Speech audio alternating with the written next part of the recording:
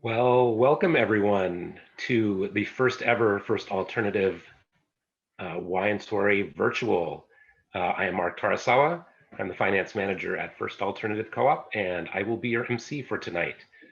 First of all, I want to introduce our guest musician with that lovely piano music. That was Colleen Avent. She's joining us from Vancouver, Washington. She's a classically trained improvisation-minded performer and arranger, and as a skilled and artful improviser, she loves to engage her listeners with tasteful and beautiful arrangements in a wide variety of styles and genres appropriate to the moment at hand. And so we certainly want to thank her for lending her time and talents to enhance this evening for us. So we're going to give a brief overview of what's going to happen tonight. We have winemakers from 3 of our local wineries who will be providing a guided tasting for each of their featured wines. And in your program that you got with the wine, we have pairings, food pairings for each of those featured wines that you can use when they're doing those features. Later, we will also have a message from Quinn Griffiths, manager of Samaritan Health Services Cardiac and Pulmonary Rehabilitation Program. That's the charity that the portion of your ticket goes to help support. During our winemakers guided tastings, if you have any questions, please click on the question and answer box at the bottom of the Zoom feature. And at the end of each session, any questions will be directed to them to answer. We'll also have a section at the end of the night for question and answer for any of our wineries or for our musician or for any of our staff at First Alternative. So if you have any questions throughout the night, please feel free again to use the question and answer feature and we will get those answered throughout the night.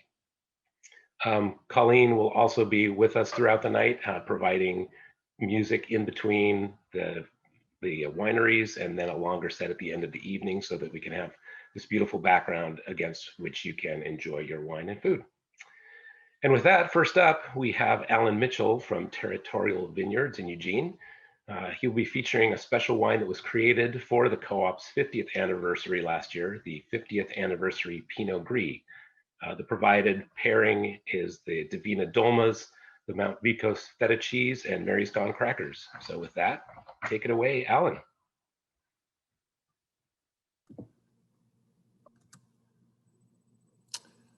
Is it on? It is on. Is this to quote Todd Snyder? Is it on? Is this thing working? So yes, thank you so much for that introduction. I will also be your guinea pig for tonight. I'm attempting to make a nice tableau, but it's not working out so well because you can see sort of part of the press and a little bit of the tanks back there. But I'm not a Zoom guy, so kind of my first time out on this as well. As mentioned, I'm going to open the bottle of the Gris here, and I'm guessing that you're doing the same.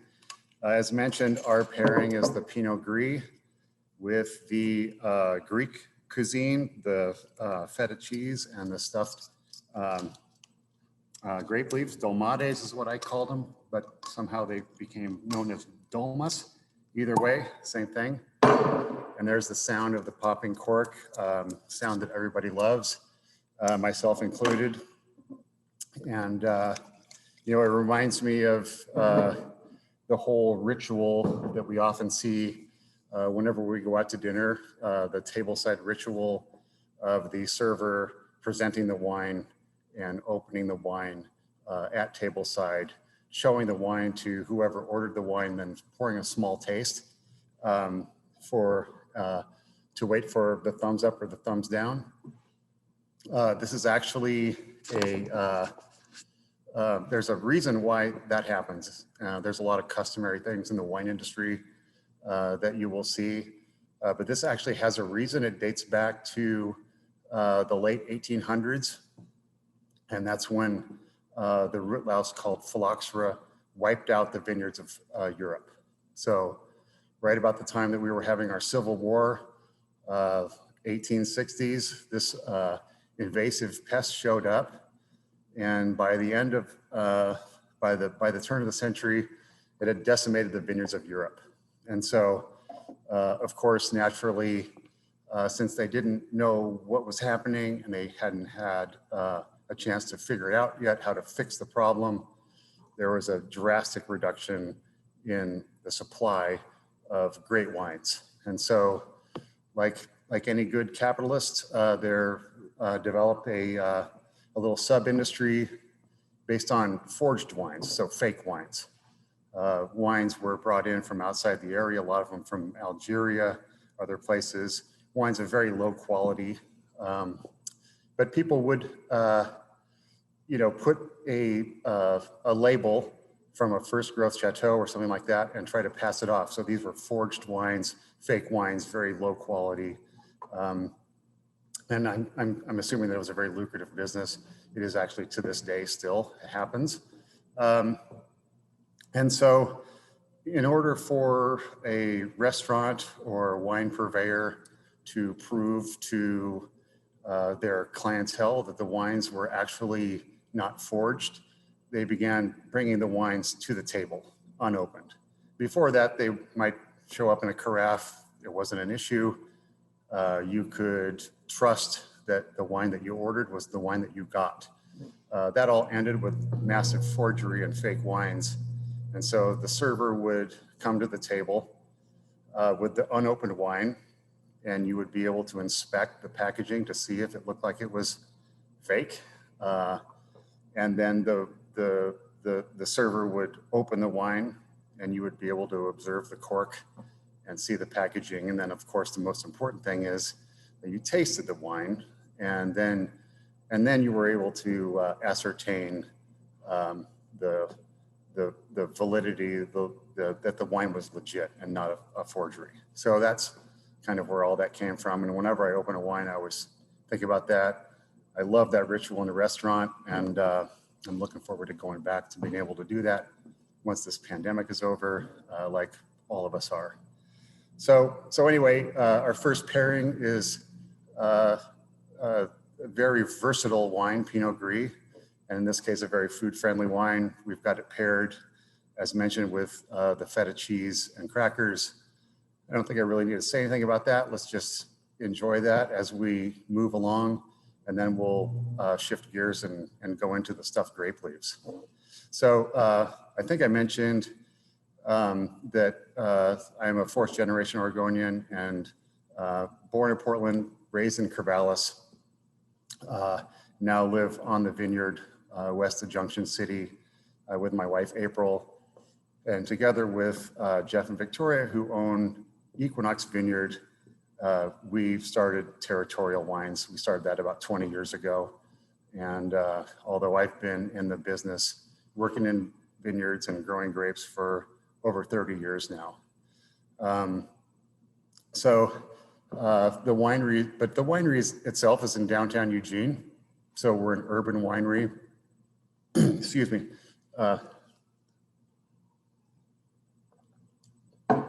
So we're an urban winery. We're located in the Whitaker neighborhood, which is one of the oldest. It's actually the oldest neighborhood of Eugene. Very funky, very artistic.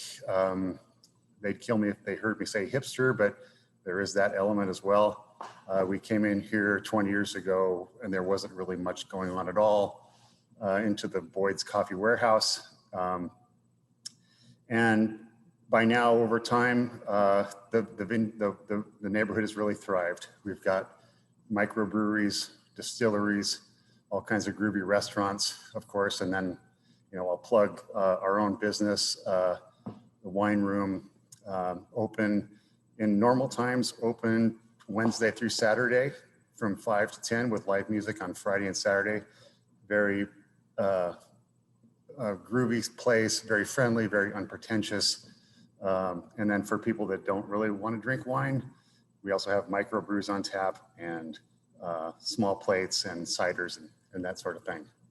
So we are an urban winery, but we are also an estate winery. And so what that means is that all the grapes that go into our wines are grown by me and by my partners at Equinox Vineyard and by vineyards that we manage. That's a great luxury in this business. Not a lot of wineries can say that. So we have complete control of all the farming. And what that means is that in addition to just being able to be in control of all that, we also get to evade sort of the potentially adversarial relationship that can exist between a vineyard and a winery. So the vineyard guy, gal, they want to maximize profits, and the way that you do that is that you grow as much grapes as you can. And whereas the winery is more interested in the quality of the fruit that they get. And so the winery is going to ask the grower to spend money, to drop fruit, to reduce yields in the interest of, you know, achieving a quality product. And so what that means is that a vine, for example, that only has to ripen 4 pounds of fruit is going to deliver a grape, the raw material that's much more complex. And this is going to result in a wine that's much more, you know, complex, extracted, saturated, whereas an overcrop vineyard, the wines are going to be much more simple, insipid, and lacking the kind of complexity that we are looking for in our wines. And so what that means is at the end of the day, we don't judge, as growers, we don't judge or rate our success based on how many bins of grapes leave the vineyard on harvest day, but rather what shows up in the bottle. And that's a great luxury that we have, and it allows us to really focus on creating a product of value and quality. So I mentioned I grew up in Corvallis. It was kind of a shock to me that the co-op was 50 years old, because that makes me even older than that. That's kind of a surprise. But yes, I did in a lot of ways grow up with a co-op, with the first alternative co-op. And that's what it was always called back in the day. You know, it was the hippie scene. It was groovy. It was grassroots. It was consciousness. It was, you know, community minded, everything. I didn't have a lot of exposure to it in those really, really super crunchy days, just because I wasn't raised by hippies. And also we lived way on the other side of town. But as I grew up and I went to school at OSU, as that happened, I became more and more, you know, dialed into what the co-op was all about. And so seeing it evolve and turn into what it is today, with 2 very nice stores, very modern, it's just been, I'm really proud of it. And you know, even though it looks like a shiny, pretty and efficient and efficiently run thing, almost maybe corporate, the spirit of the co-op is still there. It still has everything that we've always loved about it. And there's a further reason why I love the co-op. It was actually the first sale that I ever made as a winery. So when you make wine, there's a saying in the industry that you know, it's really easy to grow the grapes.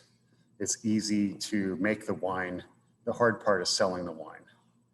And that's not all the way true, but there's a lot of truth in that. And so when we finally had wine to sell, it was on me to go out and sell it. It was a thing that I dreaded. I had some understanding of how it worked, and the way that it works is that you make appointments with sommeliers, wine buyers, grocery store wine managers, et cetera, et cetera. You take the wine in, you show it to them, and you try to make the sale. And so, but that was about all I knew about it. I had no clue how to do it. And so I decided for my first time out that I would try the co-op, because I knew that when they told me no, that they would tell me no in a really nice and friendly way, and I could feel okay about myself and get up the next day and try it again. And so I made an appointment, and I made an appointment with a beautiful soul named Marlene. Everybody called her Marley, but I called her Marlene because I just liked that name so much. And she left us way, way too early and way, way too young. But I still think about her every time I go into the co-op and more. She became a great friend of mine. And I miss her dearly, as I know a lot of people at the co-op do. But anyway, I went and met with Marlene, and we went into the break room, which is the building where they just recently had this tragic fire. But we went back to the break room and tasted through the wines. I showed her the wines. We had 3 wines at the time. And we went through and we tasted. And I tried to talk to her about who we were and how we grew the grapes and et cetera, et cetera. And then eventually, mercifully, the whole thing was over and it was time to go and leave, which I was really ready to get out of there. And then she did something that really shocked me. She ordered wine, and she ordered all 3 of the wines. And I don't think that my feet even hit the pavement as I walked out to my pickup after that. And so I owe her a huge gratitude for that. After that, I knew I could do it. I knew I could walk into any place, no matter how snooty, and know that I belonged there and that I could show them the wine and that, you know, everything was going to be okay. And so, yeah, that's, so the co-op is really important to me. Corvallis is very fortunate to have such an amazing resource in their community as the co-op. And yeah, 50 years and going, and wow, I'm just so grateful for all of that. And so when Donna asked me to think about maybe doing a commemorative label, that was a very humbling honor and just a wonderful, wonderful thing. And so we have it. I know you have one in front of you. This beautiful label we worked on together with their people and our graphics gal. And in the true spirit of the co-op, of course, it's got the beautiful co-op 50th commemorative label, but it also has our branding on the cork and on the capsule and on the back label, which really was just quite striking to me, because typically when you do a special label, the client doesn't want anything to do with you. They don't want your name on there anywhere. It's all about them. And so a true cooperative label, which I feel like really commemorates, you know, the relationship that we have with the co-op. So it's you know, equal partners, and it reflects the great relationship that we've had, you know, literally since day one. Being in the wine industry, wines will take you all over the world. They'll take you to different places. You'll experience all kinds of interesting and unexpected things. But to do this is really right at the very top of my list. One of the things that makes me most humble and most proud to have been able to be a part of that with the co-op. And so what's in the bottle is Pinot Gris. It's a very versatile wine. And you'll notice right off the bat, tropical aromas, green apple in the mouth, also a little bit of viscosity, and then a really, and then that viscosity is, you know, that's a sort of a mouthfeel thing. It's not a flavor, more of a textural thing. And then a really bright and palate cleansing lemon lime kind of a finish, which is the food friendly part of the wine. And so now if we can transition to the stuffed grape leaves, you'll see what, you know, a food friendly wine is really supposed to do and what it's all about. The acidity of the wine really cuts through, but also amplifies and projects the oiliness and the fatness, the fat that's in the grape leaf, but also, you know, that certain oiliness, that thickness that's in the wine also nicely complements the acid and the astringency that's in the leaves of the stuffed grape leaf. And so in this instance, the wine is really doing what it's supposed to do. It's complementing and amplifying the elements of the food, and therefore creating a sensory experience that's greater than the sum of its parts. So it's a whole new thing. It's not just the wine and it's not just the food. So I think with that, I hope you enjoy. I hope you enjoy this wine very much, and I want to thank all the people at the First Alternative Co-op for allowing us to do this and be a part of this thing, and thank you all for your patience in doing this via Zoom instead of down at downtown Corvallis in the big fancy building, in person. Looking forward to doing that again next year. But thank you, thank all of you, and cheers. Thank you so much, Alan, and thank you for that testimonial. I love that story about you selling that first wine at the co-op with Marlene, who I knew as well. So that's great. I'm glad you shared that.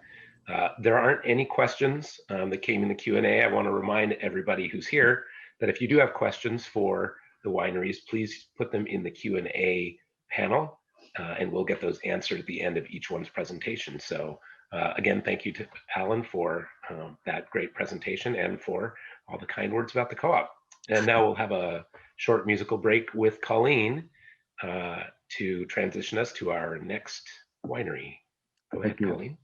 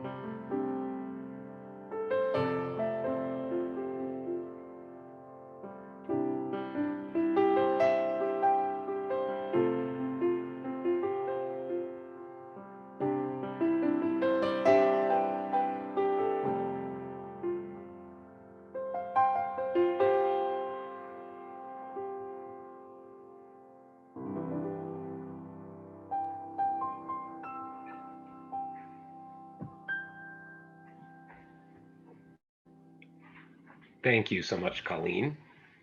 Next up, we have JP Velo from Balkan Cellars, and they're featuring their 2015 Pinot Noir. This wine we have paired with the Appel Farms Gouda cheese, the Mary's Gone crackers, the Mediterranean organic Kalamata olives, and medjool dates. And JP sent a lengthy biography, which if I read it would cut all the way into his time. So I'll make sure that he answers some of that himself. So go ahead, JP. Thank you, Mark.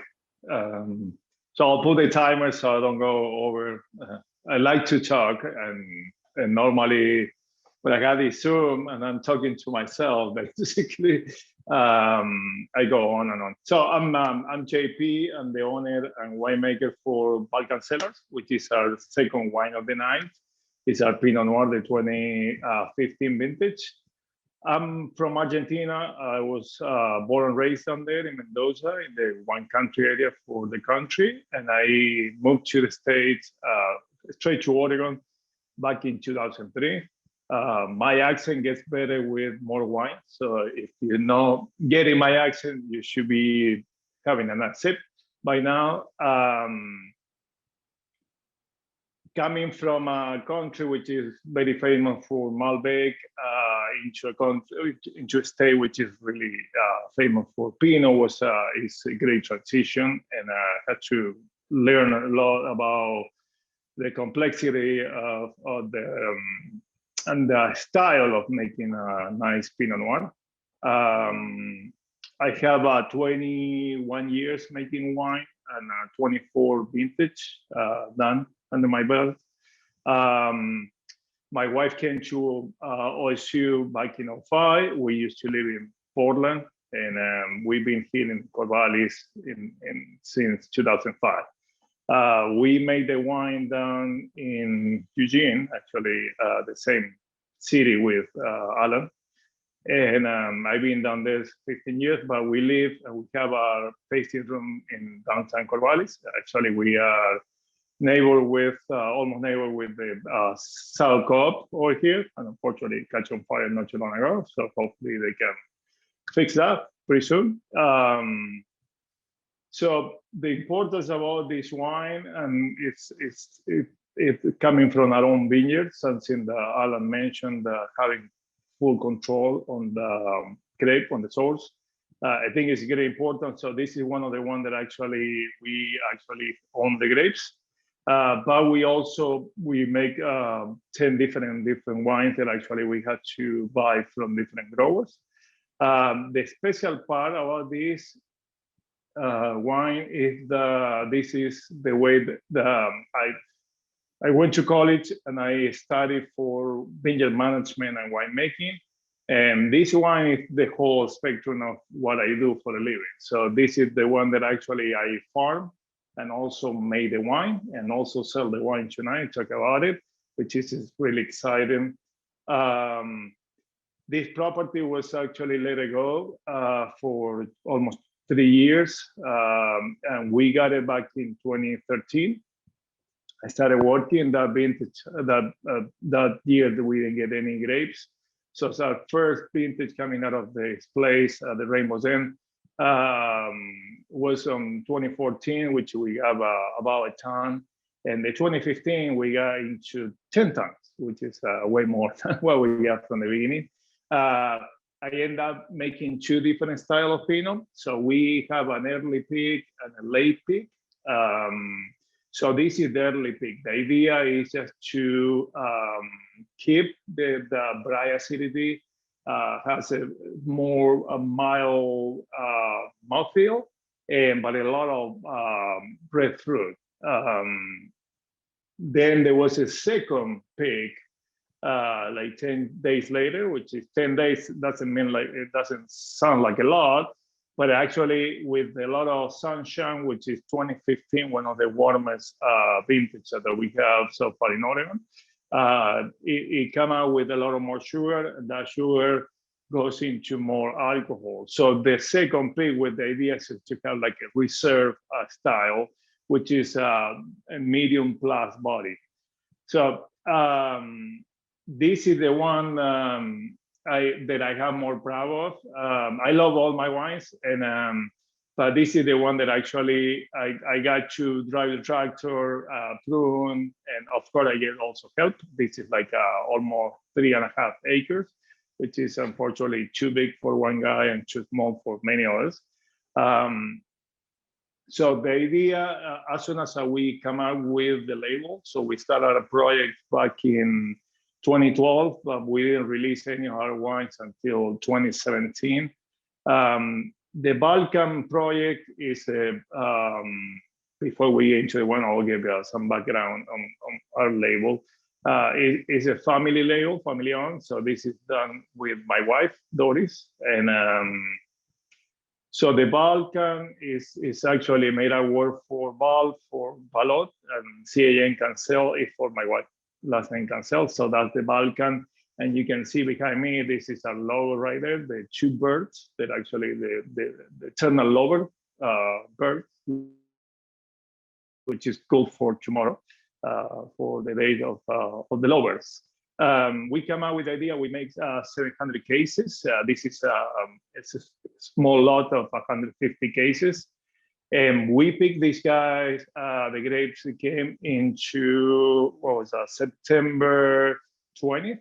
So normally we pick in October, but this is, like as I mentioned before, this is the year that actually was really warm, and grapes, they ripe really early in those years, especially Pinot Noir, since it's a short cycle grape. A short cycle means from fruit set into ripening is really short, the time that comes only. So it's like 100 days.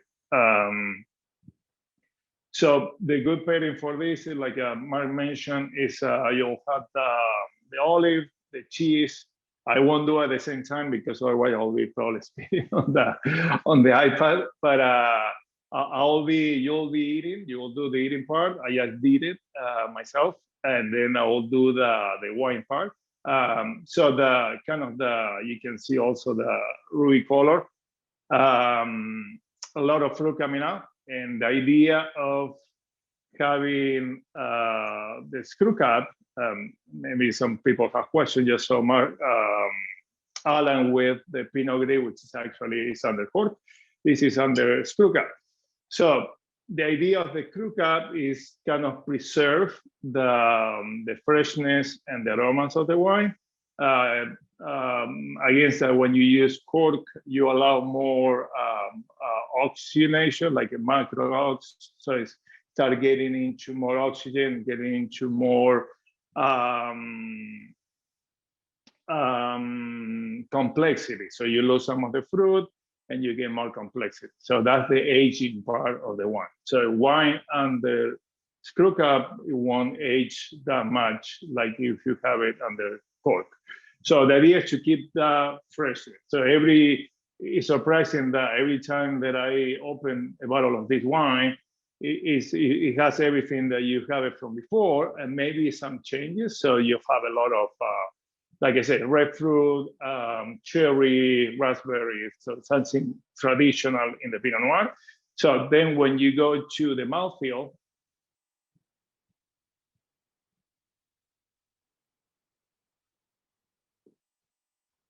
so you get that fruit, that kind of sweet.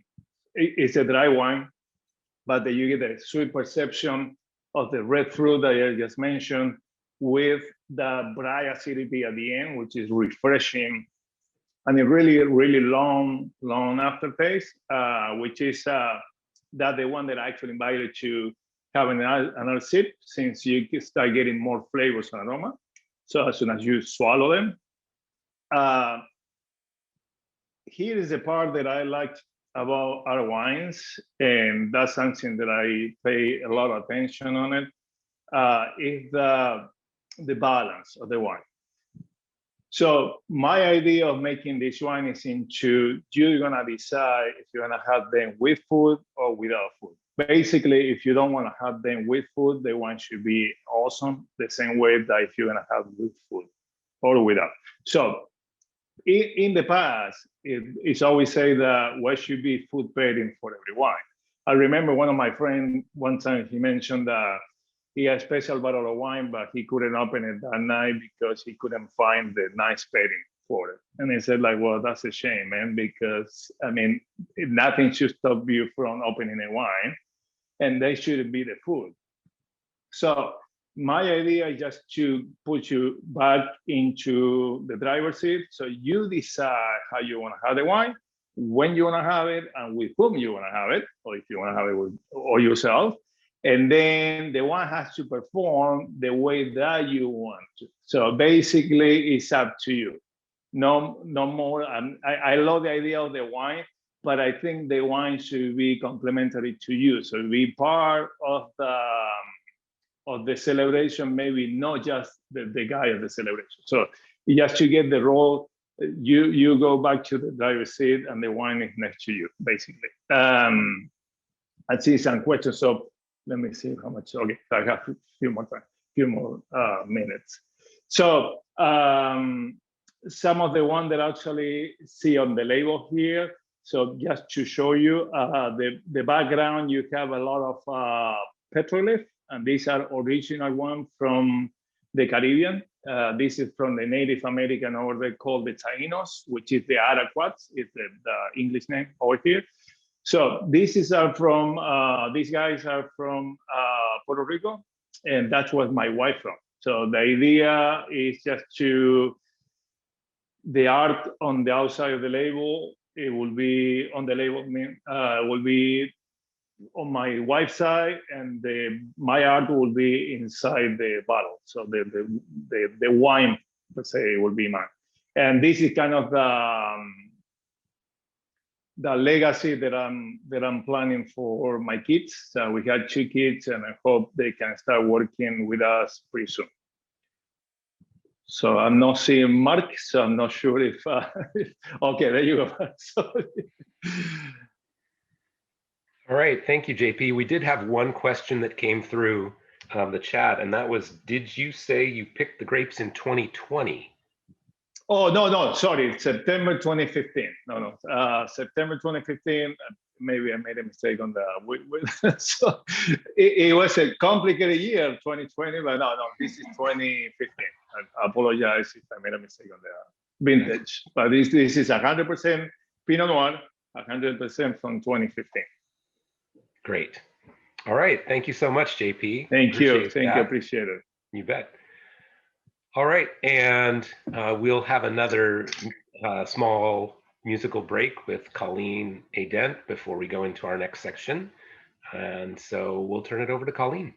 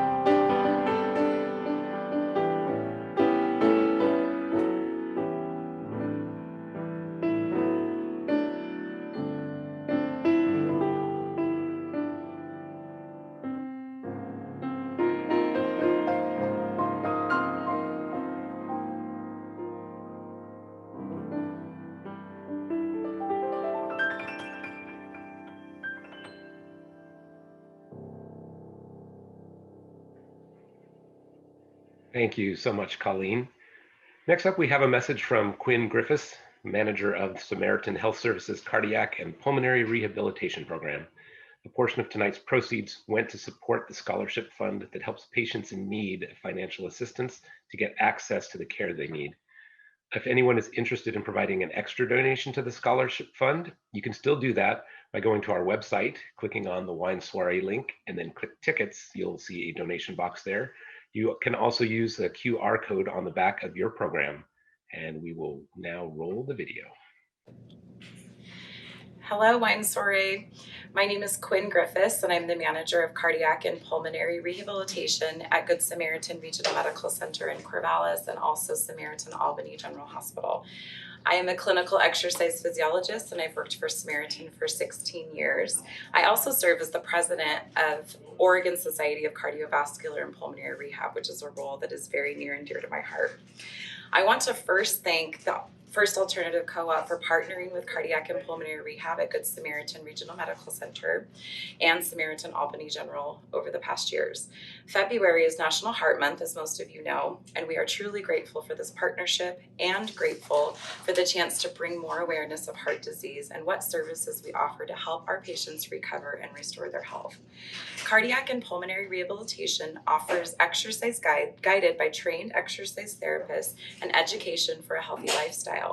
We help patients learn about their risk factors so patients can reduce their chances of having future heart and lung-related events. Our cardiac and pulmonary rehab program offers a wide variety of improvements to your health, such as decreasing your problems with breathing, helping you manage your symptoms and enjoy daily activities, improving your physical condition and ability to exercise, improving your emotional well-being, reducing hospital stays, exercises to improve cardiovascular fitness in a safe way, education about heart disease and prevention, counseling on ways to stabilize or reverse your heart disease, education and advice on healthy eating and heart healthy recipes, medical monitoring of your heart, social support, and even friendship. Our staff consists of a team of healthcare professionals who evaluate your overall physical and emotional status. Our medical directors are either board certified pulmonologists, cardiologists, or physicians with a special interest in breathing problems and cardiovascular health and prevention specialists. Our staff includes licensed respiratory therapists, clinical exercise physiologists, registered dietitians, social workers, and other professional counselors if that's needed. I want to thank you all for joining the virtual Winter Wine Soiree this year and for a continued support of our program. We know that recovering from a heart attack or another heart or lung event can be very overwhelming, but you and your family don't have to do it alone. Our teams are here to help you. Thank you so much for your support and happy wine tasting. At this point, we will bring up our final guided wine tasting from Nina Mansell from Emerson Vineyards. And this is featuring their Brother Red wine. This wine we have paired with the Theo Dark Chocolate and the La Mancha Orchard Local Organic Hazelnuts. So Nina. Hi there. Wow. Actually, that piano music was awesome. And the last two winemakers have been great. But just want to say, Nina Cassidy from Emerson Vineyards. I'm here tonight also with James Cassidy from Emerson Vineyards. We were going to be at the winery tonight, but we lost power and there's no heat there. So as bad as that is, we ended up with candlelight and home with wine. So it's been kind of exciting. So I'm going to go into the history of the winery a little bit and what we're doing with the wines, but I thought we should all make sure we pour some in our glass and we can talk about that first. We're doing Brother Red this evening. Listen to this. One of the most romantic noises in the world today. So everybody pour a little glass of this wine. Yeah. Let's get a little glass in our wine, or wine in our glass. And toast the last few speakers and the co-op for putting on this great event. And it's also almost Valentine's Day, or it is. So cheers. Thanks for coming. Oh, great. and I'll say that again unless I said it faster, but Emerson Vineyards, and the wine that we are serving is our Brother Red wine, which is a red wine blend that we make. Emerson Vineyards is a winery located just north of here off Airlie Road in Monmouth. A little map here. If you want to see a little area there.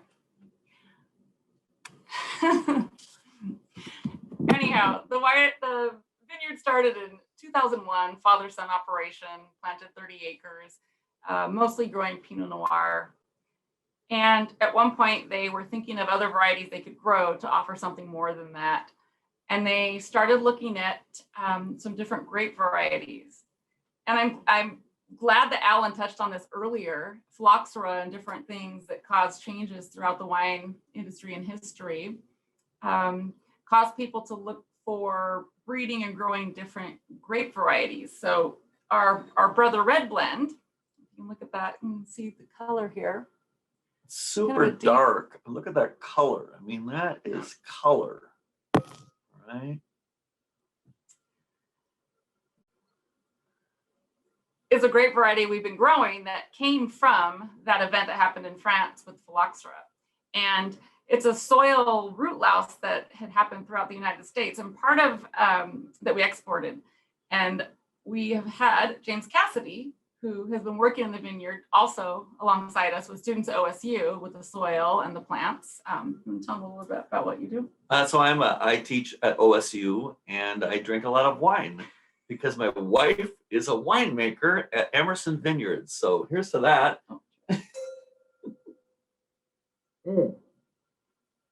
But the genesis of this wine has to do with a soil-borne disease or a pest, that Phylloxera. Phylloxera. That who was the winemaker who was telling you about that? Alan was talking about it in the beginning. Alan was talking about how you could how they would present the wine at the table and all that because of this a louse, which is a bug that lives in the soil. So a lot of breeders at that time got together and they tried to come up with a breed of American grapes and French grapes that would produce a variety that can grow and produce a quality wine grown in a cold climate and be pest resistant. So quite a few grapes came out of those trials. Some of the main ones that came out were Maréchal Foch, Baco Noir, Leon Malot, and Oberlin Noir. So those are hybrids. So to deal with this disease issue, they actually hybridized French and American grapes. And they were great and grew or prolific different places, but they grow really great here in the Willamette Valley. So we grow 4 of these grapes: Oberlin Noir, Baco Noir, Leon Malot. Maréchal Foch. #1 grape, yes, Maréchal Foch. I think that's what I had forgotten there for a moment and went, so Maréchal Foch, yes. Maréchal Foch, Leon Malot, Oberlin Noir, Baco Noir. And that's what's in this wine. And a little Pinot Noir. So there's 5 grapes in this wine. And it's called Brother Red. Why is it called Brother Red? So Emerson Vineyards. I'll back out. No, this is fun. This has been great. I love that the co-op does these fundraisers every year and does so much for the community in general. When I first moved here, gosh, over 10 years ago, I did the winemaking program at OSU and lived nearby. And I felt like I had just found the place on earth that was made for me. So it's excited to be part of this too. Anyhow, and working at Emerson Vineyards, which is just about 15 miles north of here, the varieties we grow, Pinot Noir, Viognier, and the other are these French-American hybrid grapes. And they're great because they're disease resistant, they're pest resistant, they're cold tolerant, and they also make a big, bold, quality grape, depending on what you do and how you make it. Baco Noir is one that grows a lot here in the Oregon area. That's beautiful. You see it a lot. The other is a little less known, a little less seen. But when we brought them in and made separate barrels of wine, they were great. They were nice. And then when we did a blend, it was greater than the sum of its part. And so that's when Brother Red was born. And became a red blend that we were going to produce, and still to this day are doing. The name of the vineyard, Emerson Vineyards, is named after Tom's grandfather. They really created it in their family. His grandfather was named after Ralph Waldo Emerson, but he was Emerson Waldo Fisher. Wait, his name was Emerson Waldo? Yeah. Okay. Where is he? So, and also his brother was named Revere Paul. Really? They both hated their names. So Revere was a redhead though, so he went by the nickname of Red. And so the name Brother Red came from the idea of Emerson's brother Red. There's lots of stories of how the label was made, because it does have the Soviet strong arm on it. But that wasn't part of the decision-making project so much as, Tom being a product of the 60s, he says, and, Emerson's brother Red. But the blend in itself every year has been, it's been a lot of fun to work with. And one of the things I wanted to say about these grapes in particular is that they have a red pulp. This beautiful magenta pulp. So when you bring in grapes to stem them, we start fermenting them, beautiful, vibrant color. And so immediately it's already just dark and deep, which would make you think it would be like highly tannic wine or something that, could age for a long time. And we bring these grapes in, process them, and they spend, I think, probably 12 to 15 months in barrel. And then we do the blend. And tonight we're pairing them with the chocolate and the hazelnuts, which I love this chocolate, by the way, too. Theo chocolate is the one you have. One of the things about chocolate, if you're all there, maybe take a bite right now too. One of the things about the chocolate, especially the darker the chocolate, there's more tannins in it. And that can be a little mouth coating. And if you have a red wine, which is perfect with chocolate, I think we all think, especially on Valentine's Day weekend, it could be full of tannins too, which is mouth coating. You're not going to get a lot of the flavors. And I think one of my favorite things about wine too is how it enhances the flavor of foods, what we're pairing it with, and having this chocolate with our brother Red is perfect. And one of the reasons too, well, let's have a bite. Everyone have a bite. So have a little chocolate. Oh. Chocolate. Just do it. And then swirl this. Take a big huff that. This is nice. So these grapes don't have a lot of tannins. They're not high in tannins. They do spend time in oak barrels, but not all the oak barrels we use are brand new oak barrels. So we do use some neutral barrels.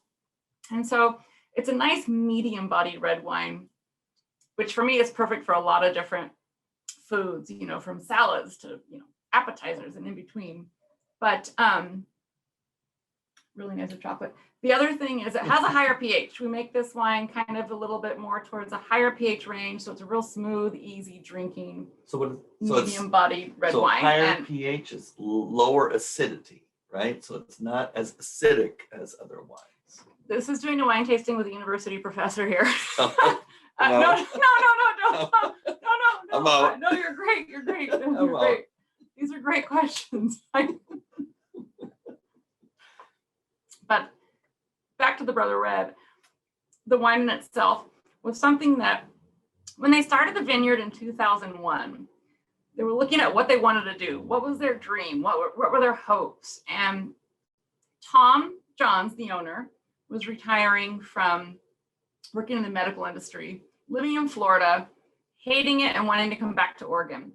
And his son Elliot had retired or graduated from Oregon State University through the fermentation science program and had been working at Elk Cove Vineyards. And they had a conversation about what their dreams were. And it came up that a small boutique winery that offered, quality, great value wines, great price, great wines would be a dream. And together they made that possible. And I happened upon them years later, 7 years later into their venture, after coming back from overseas, and have been there ever since and trying to help grow and be part of that. We have 30 acres planted, mostly Pinot Noir, Viognier, some white wines. we've done a lot of outreach with bringing students up and teaching. And then these four French American hybrids, which are Brother Red, Leon Malo. Oh, wait, is that what what you're are the talking four, about? what are the four grapes? Oh, and Brother Red, yes. Marshall Foch, This is a skit. Marshall Foch, Oberlin Noir, Baco Noir, Leon Malo. and you've never heard of any of them probably, but they're A little these Pinot special and a little bit of Pinot Noir. And that's what you're tasting right now. So taste that. Here's to the co-op, 50 years. Come on. Get it up Cheers. there. And to Valentine's Day. Yes. Cheers to that. Yes. And a little chocolate and a little wine, and who's getting hurt? And I love that Alan covered the phylloxera stuff that I think is really important to understand about a lot of things that are happening in the wine industry and what grapes are grown and why things are done a certain way. And also covering the screw caps.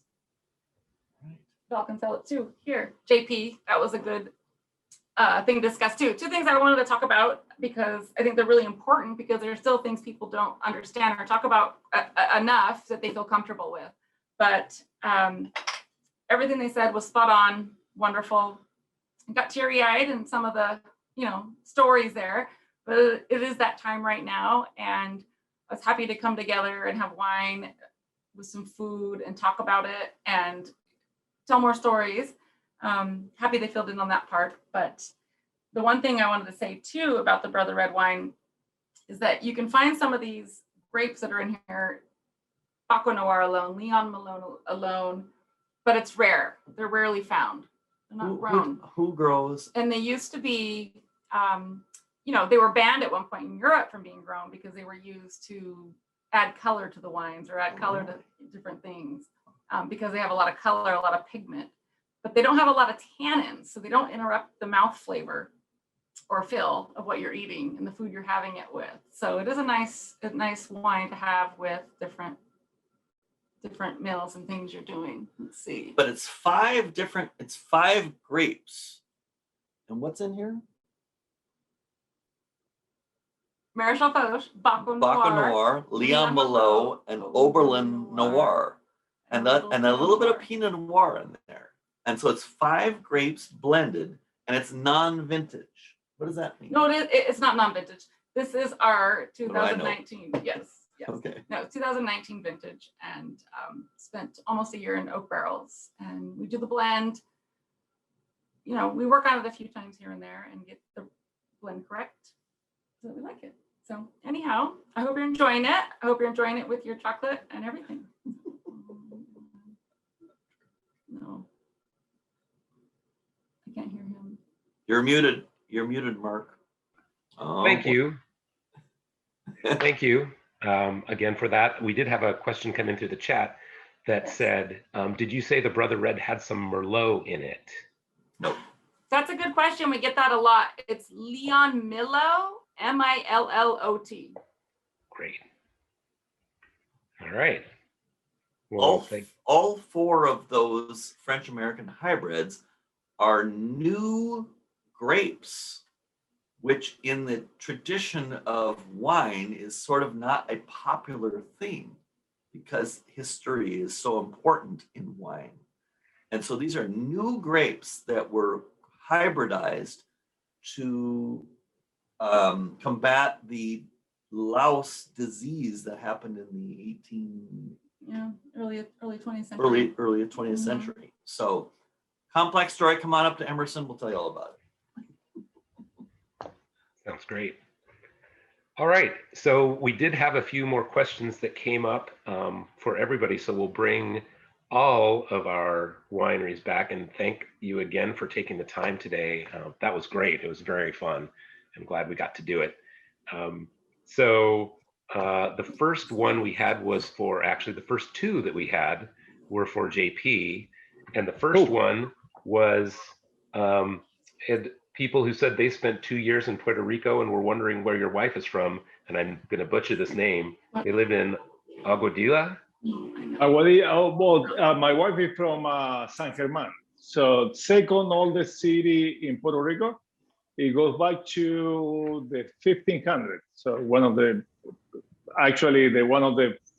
few places that got discovered at the beginning from the Spaniards. So Right. I would say southwest of the island. Okay, perfect. And then the other question was, could you talk a little bit about your other wine varieties? That's JP as well. Yes. So we work with two AVAs. So we focus on the Willamette Valley, Pinot Noir and Chardonnay. We got two shards. One is under barrel fermented, so oak profiles, and then stainless steel Chardonnay, Sierra and Peace. Those are the names. And then we go all the way down to the Rogue Valley, Medford area for Petit Syrah, Syrah. We also make a blend of these two. We have the two brand new wines, which is a white Malbec that we made it back in 19. This is the first one of this kind in the country. And then we have a Rosé Malbec. We're coming out on April 17, which is the Malbec World Day, with the third Malbec, which is sparkling Malbec, red Malbec sparkling, but made it into sparkling wine. It's not just a red wine made it with bubbles. So this is just dry acidity, really smooth but red. And then we have Cabernet Sauvignon, Cabernet Franc, Barbera, some of the latest one. And then for next year, we'll have also Tempranillo. So we'll have, I forgot a few more. So if you're gonna get into info podcancela.com or just follow us on the social media, you can ask those questions. I'll answer those ones. I don't have them right now in my mind. So great. All right, and then I have one that came through for all of you, and that was, where can I get a Merlot wine from Oregon? I'll throw that open. So the Merlot, we had a Merlot and we sold out. We didn't make any more Merlot. Unfortunately, it's a great wine. It's a great varietal. It doesn't have a strong market anymore. I think if you go back to the movie Sideways, when they were talking a lot about Pinot Noir, but the guy was a big fan of Merlot. I think Merlot back in that time, at the beginning of the millennial, it was going down, and I think he got headshot back in the time. And Pinot Noir took over, and actually was really helpful for Oregon, for the Willamette Valley especially. It put the Pinot on the market and also make our industry to grow really fast. So it's really hard. There's also wine that we make with Merlot, but we don't go with 100% Merlot anymore. Something that I want to explain also, that all of my wine, except for one label, that 100% the variety. So when you try the Pinot, it's 100% Pinot, and so on. Right. Anyone else want to add to that?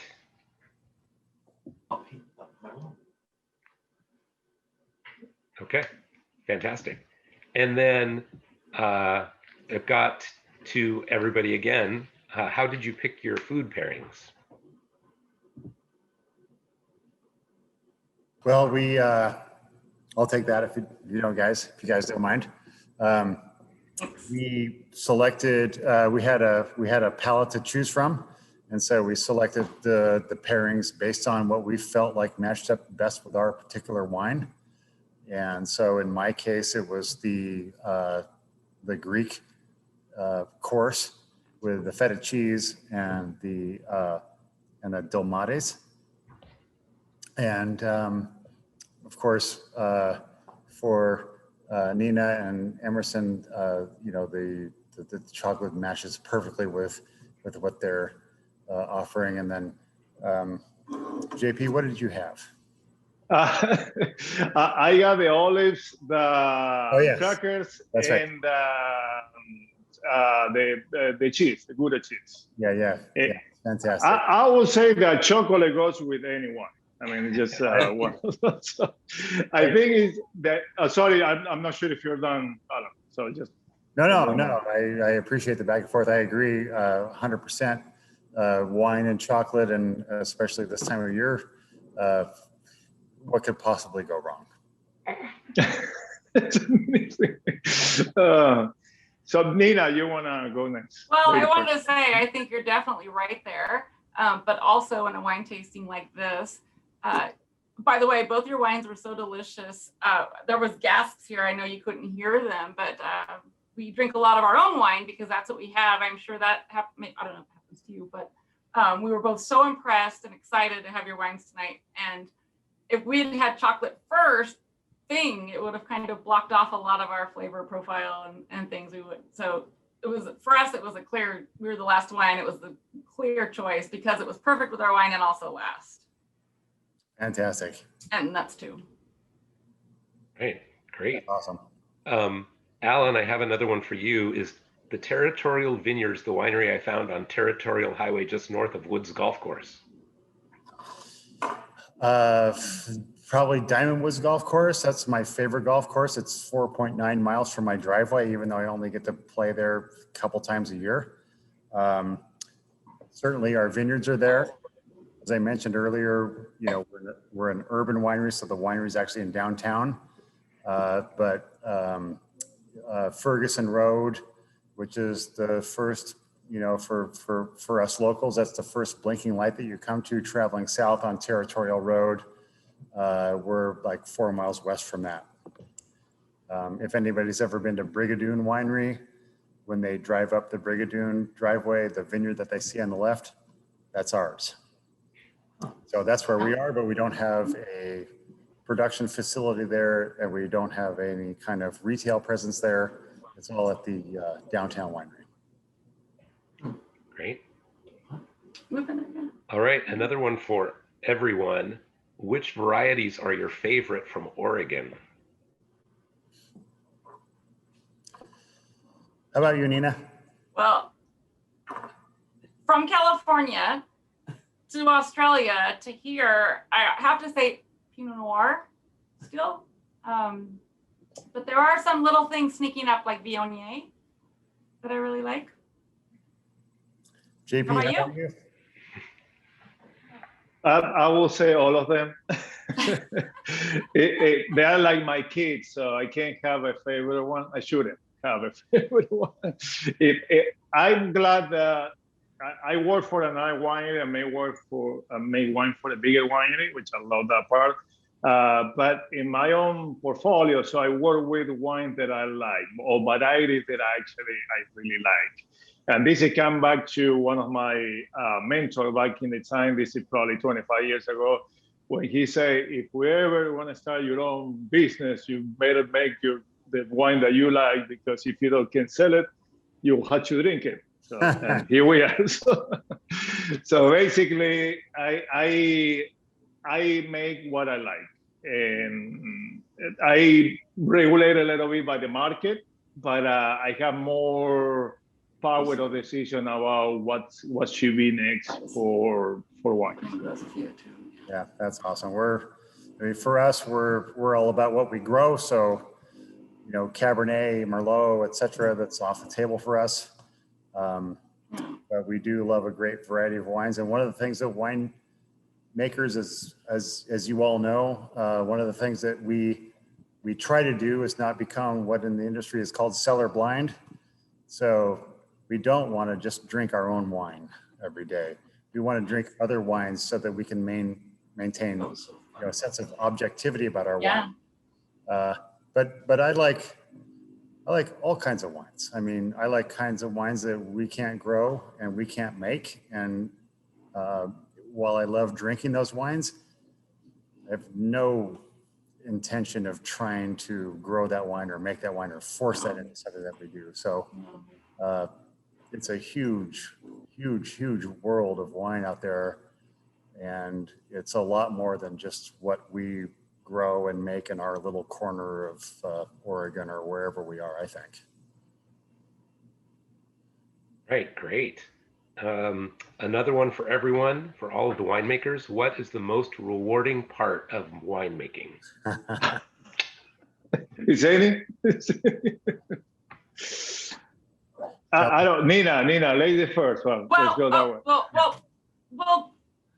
First, I wanted to preface that with there's a joke in winemaking is that if you want to make a fortune in winemaking or a small fortune in winemaking, you have to start with a large fortune, right? So no one knowingly goes into this with a money endeavor, right? There's something that happens that makes you want to, try to make the wine and grow the grapes and do all these different things. So my favorite part, wow, I think that there's so many different parts. For us, we have a vineyard and a winery. So any given day, I can switch up what I'm doing. So it never gets boring. I remember thinking one day, when this gets boring, I'll do something else. Or when it gets too hard or too exhausting, which that happens a lot, but not every day, all day. So. Yeah, that's awesome. For me, the first time that I really felt a serious reward was when I was in the PC Market of Choice in Eugene, and I saw a lady, and she had 2 bottles of Territorial Pinot Gris in her shopping cart. Wow! And I just thought, wow, somebody bought the wine and wants to take the wine, and they're going to take the wine home, and who knows what they're going to do with it? They're going to have it as an ordinary drinking everyday wine, or they're going to maybe they have a special occasion, and so that was sort of like the gateway experience of satisfaction in this business. The crown jewel of it came later when we started to release large format bottles. So 1.5 liter bottles, 3 liter bottles, 5 liter bottles. Yeah. And people would pay for the wine and take the wine, and that wine would be on their Thanksgiving table. Yeah, we do every year. And that would be the focal point of their wine experience for their Thanksgiving dinner with their extended family. And that was a real eye-opening thing for me, very humbling, and made me very proud. Somebody would actually take something like that as a Thanksgiving, as a lover of Thanksgiving. And that would be the centerpiece of their sort of the wine component of their family dinner. That is something to me that is indescribably satisfying. Nice. Well, like I will agree with all you guys said. I think you find rewards. It depends what kind of rewards you're looking into the industry, but this is industry more for passion. Because like Nina said, there's not a lot of money. Everything costs a fortune here. But I feel rewarded. I think being part of this event, I think it's just great. I mean, choose by you guys. It's just it's a reward. It's very honored to be part of tonight. I think it's just and the people that actually buy the ticket and buy the wines and everything is also, I don't know, I'll go home, I'll feel really proud and happy that we made this happen. And I don't know, it's great. Thank you. Yeah. Cheer.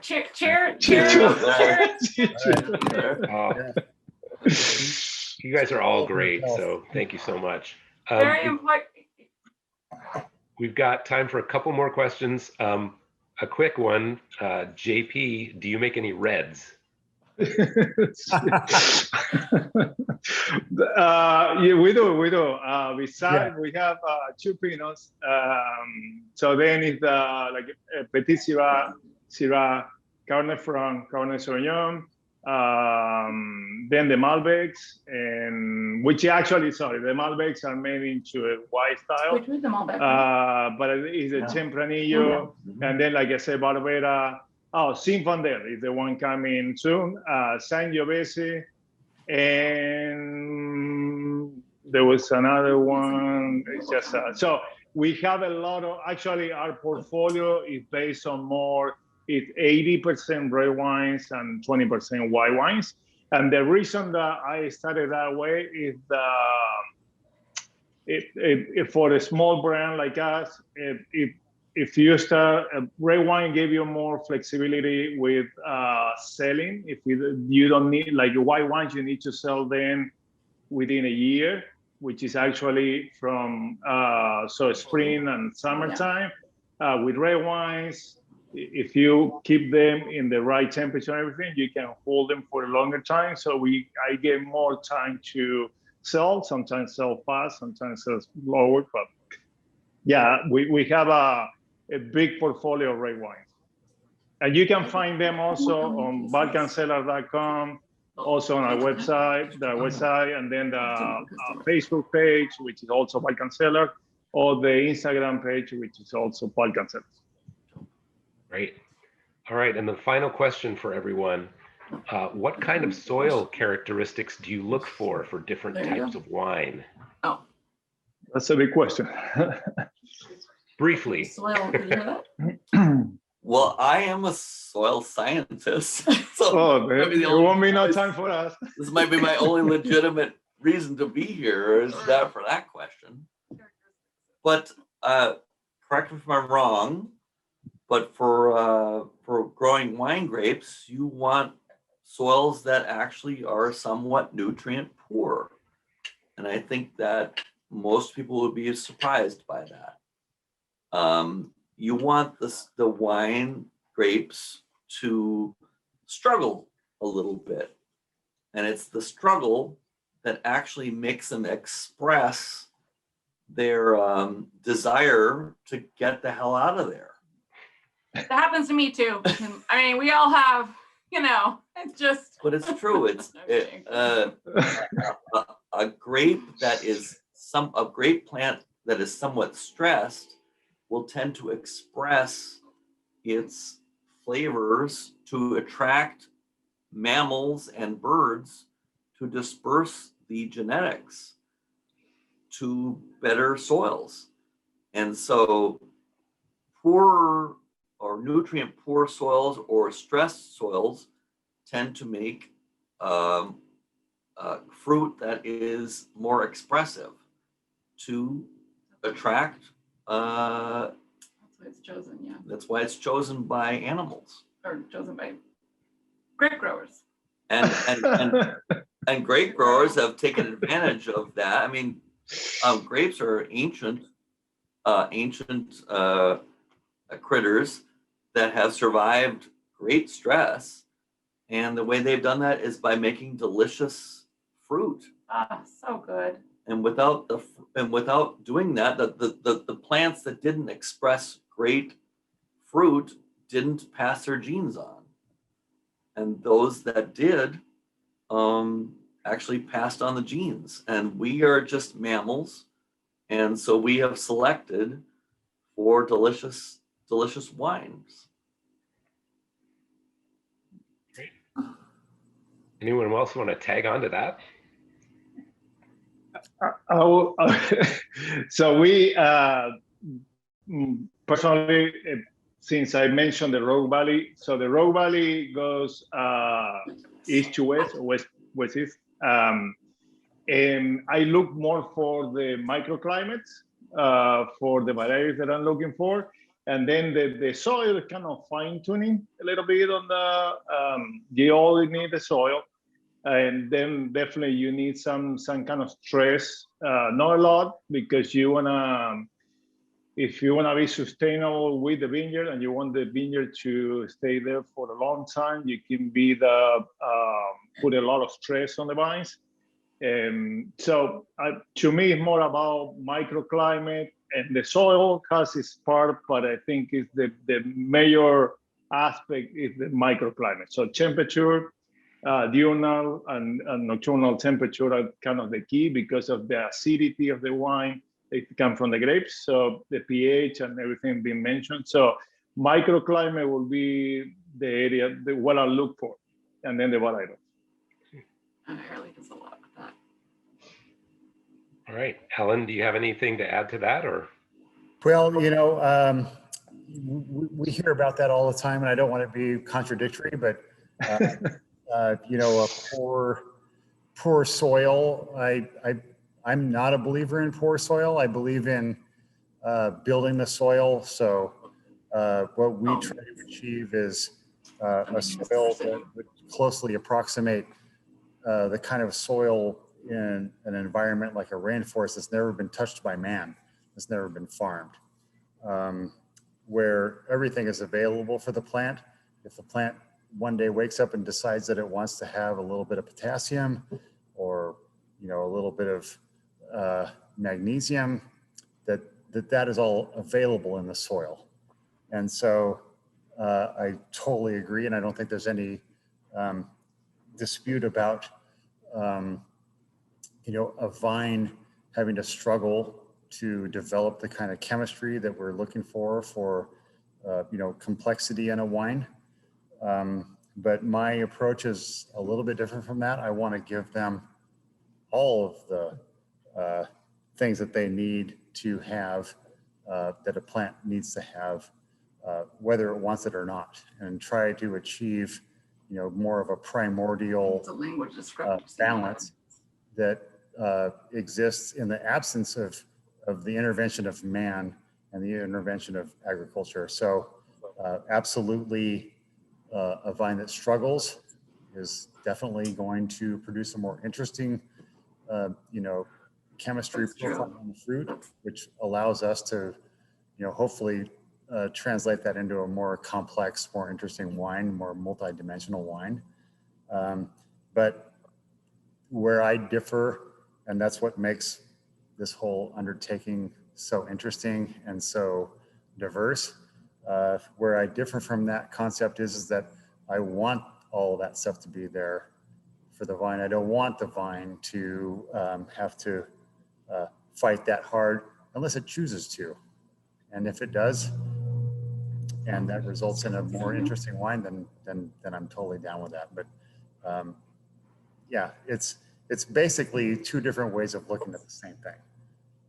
A wine. But where we grow grapes, we don't grow grapes on the valley floor, where we can grow corn and squash. We grow grapes on slopes that are somewhat water stressed and somewhat nutrient stressed. Yep, absolutely. And if you put a grape plant on the valley floor, it won't really make fruit. It'll make a lot of vines and a lot of leaves. Well, you'll have a low die Merlot is what you'll have. Or we could have another Zoom meeting. That would be an interesting one to talk about, especially with what's going on today. Great. All righty. Well, I think that about wraps it up for this evening. We apologize for the technical difficulties in the video for Samaritan Health Services. I've been told that's now on the Eventbrite event page. It's on Facebook and on the Facebook event page. So go to that and check it out. I'm sure they are very grateful for everything. And we're going to finish this night like we started, and Colleen is going to play music for us as we exit our way out. So feel free to stick around and enjoy a couple more songs before the end of the night. It's just left for me to thank all of our presenters, Alan, JP, Nina, and James as a special guest presenter. And then also to Colleen for providing the soundtrack for this evening and all of the information and all of the wine. And it was very fun. So thank you all. And then a special thank you, I'm going to go off script and thank the marketing team of the co-op. That'd be Adam and Donna and Emily and Julia for putting this together and making sure that things went pretty smoothly. But it was a great event, and thank you for asking me to MC. It was very fun. And then finally, thank you again to everyone who came forth and donated to this cause and joined us here this evening. So we will take it to Colleen to head the rest of the night. And thanks again, everybody. I hope you enjoy the rest of your evening. Thank you all. Thank you. Thanks, guys.